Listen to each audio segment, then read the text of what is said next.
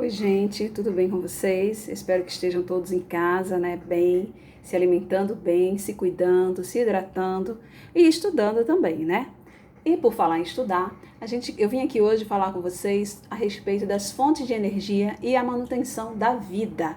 A gente está estudando a importância do Sol, né, desde a formação da Terra, e é muito importante a gente estudar também de que maneira o metabolismo, né, ele evoluiu ao longo de todo esse tempo. A gente sabe que a alimentação ela é essencial para os organismos, né? Ela é responsável pela manutenção da vida.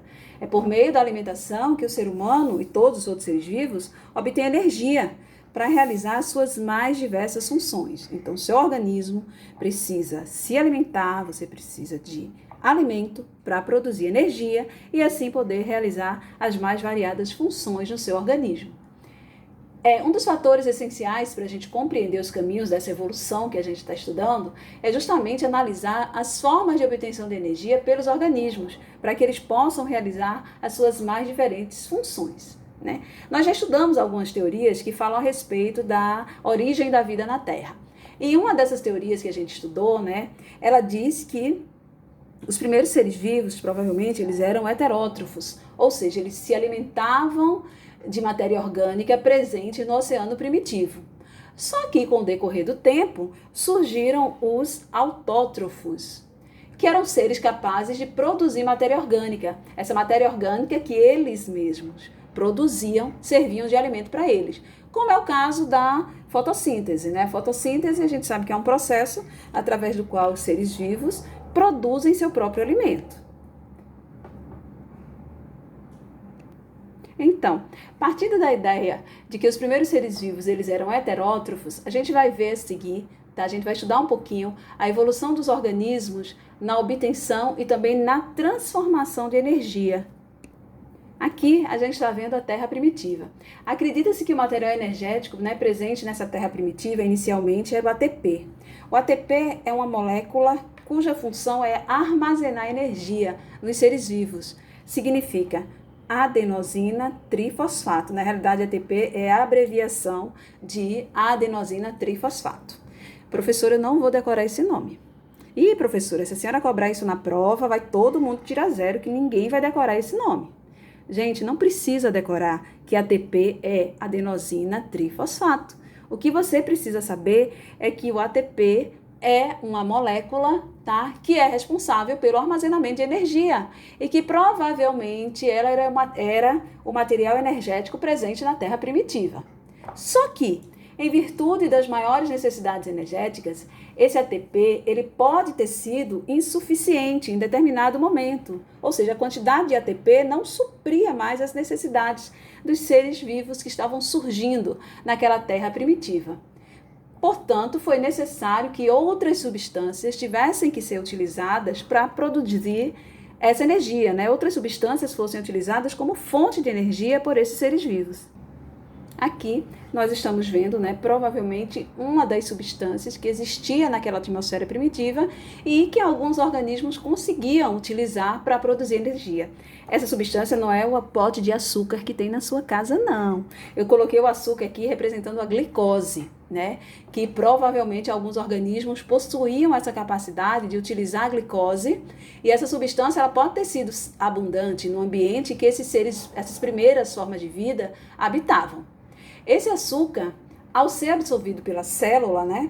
Você está vendo aqui uma célula que está absorvendo aqui uma molécula, no caso uma bactéria, está absorvendo aqui uma molécula. Então, esse açúcar, quando absorvido por essa célula, ele era utilizado para produzir ATP.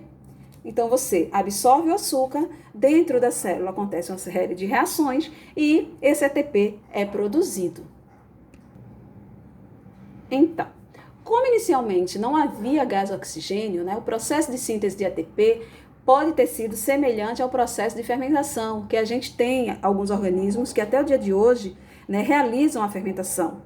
Esses organismos que realizam a fermentação, eles são seres vivos anaeróbios, ou seja, não utilizam o oxigênio no seu metabolismo. O processo de fermentação, ele libera na atmosfera um gás, que é o gás carbônico. Então, a partir do momento que esses seres vivos anaeróbios começaram a utilizar essa glicose para produzir ATP, não esquece, tá? Num processo semelhante, provavelmente, né, à fermentação que a gente tem nos dias de hoje, essa molécula de gás carbônico começou a ser liberada no ambiente. Só que, em determinado momento, mais uma vez por conta do aumento da população, né, o uso da energia levou a uma redução na quantidade de açúcar disponível. Então, aquele açúcar que até então era abundante, utilizado por esses seres vivos, né, passou a ser insuficiente também. Por conta disso, né, em razão dessa diminuição na quantidade de glicose presente no ambiente, sobreviveram aqueles seres vivos, né, que possuem sistemas capazes de sintetizar, ou seja, de produzir seu próprio alimento, de produzir glicose. Esses seres vivos são os autótrofos, que são seres vivos capazes de sintetizar a partir de moléculas no meio, de uma fonte de energia também, né? E a gente sabe que essa fonte de energia é o nosso Sol. E através daí ele produzia seu próprio alimento. A partir daí, acredita-se que surgiram, né, organismos possivelmente semelhantes às cianobactérias que a gente tem hoje em dia. Cianobactérias são bactérias, né, pertencentes ao reino Monera. Aqui você está vendo uma colônia de cianobactérias, porque elas são unicelulares. Cada bolinha dessa é uma cianobactéria. Essa substância verde aqui é a clorofila, que é o pigmento através do qual a energia do sol é absorvida para que eles possam produzir seu próprio alimento. Essa energia solar, né, ela é utilizada na síntese de moléculas orgânicas por esses seres vivos fotossintetizantes. Então, o processo através do qual esses seres vivos produzem seu próprio alimento através da energia solar, ele é chamado de fotossíntese. Como subproduto dessa fotossíntese, o que foi que aconteceu? O que é que essa fotossíntese libera na atmosfera? A fotossíntese, ela absorve o gás carbônico, né, para poder realizar o seu metabolismo, para poder acontecer a fotossíntese, e ela produz açúcar para ela, produz glicose. Só que além de produzir glicose, a fotossíntese libera um gás na atmosfera que é o oxigênio. O gás oxigênio produzido durante esse processo de fotossíntese fez surgir organismos que conseguiam absorver esse gás e utilizar esse gás no seu metabolismo. Só que para muitos seres vivos mesmo, a concentração de oxigênio na atmosfera ela começou a aumentar e isso alterou as condições de vida na Terra, porque para os seres vivos anaeróbios, e até então a grande maioria dos seres vivos eram anaeróbios, o oxigênio ele é extremamente tóxico. Então muitos organismos morreram por conta dessa produção de gás oxigênio através do processo de fotossíntese.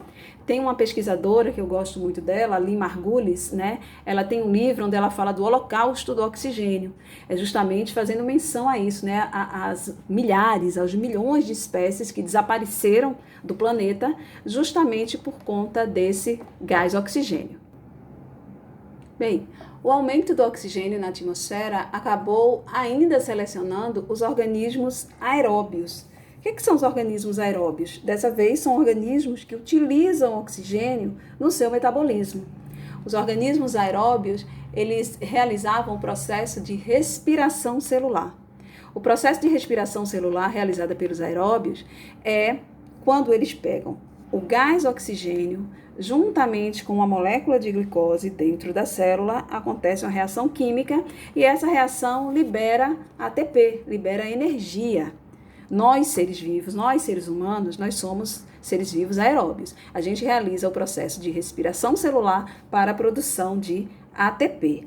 Então, vocês percebem aqui que tem toda uma historinha, né? Tem todo um processo evolutivo que fizeram surgir os organismos anaeróbios, que absorviam açúcar, né, para poder se alimentar e produzir energia através de um processo parecido com a fermentação que a gente tem hoje. Essa fermentação que liberava oxigênio, ou CO2, desculpa, essa fermentação que liberava o CO2 na atmosfera, que libera CO2 na atmosfera, que favoreceu o surgimento dos organismos autótrofos, porque a partir do momento que a glicose passou a ser insuficiente, né, diminuir a quantidade de açúcar no ambiente, aqueles seres vivos que tinham capacidade de produzir seu próprio alimento através da fotossíntese acabaram sendo favorecidos. Só que o processo de fotossíntese fazia com que esses seres vivos, né, produzissem glicose para eles se alimentarem e eles liberavam o gás oxigênio na atmosfera. Mas o gás oxigênio, né, que causou toda um holocausto, né, várias e várias espécies desapareceram por conta desse gás. Então, a maioria dessas espécies que eram anaeróbias, elas morriam na presença de oxigênio. E foi isso que aconteceu. Só que esse oxigênio, por sua vez, né, fez com que surgissem os organismos aeróbios, ou seja, aqueles organismos que conseguiam realizar a respiração celular para produzir moléculas de ATP, para produzir energia. A gente vai estudar nas próximas aulas, né? Já vai ter uma próxima aula aí que eu já vou postar para vocês sobre fotossíntese, como é que acontece o processo de fotossíntese realizado pelos vegetais, e a gente vai falar um pouquinho também do processo de respiração celular nas próximas aulas, ok? Um beijo para vocês. Vão lá no módulo, lá na página 35, tá falando tudo isso aqui que eu falei para vocês, tá? A diferença é que aqui eu tentei ilustrar para facilitar um pouquinho a compreensão, porque às vezes só lendo, né, a gente não entende muito bem. Então eu espero que com essa ilustração vocês tenham conseguido entender um pouquinho como é que foi essa evolução dos organismos na obtenção e na transformação de energia. Um grande beijo e até a próxima aula.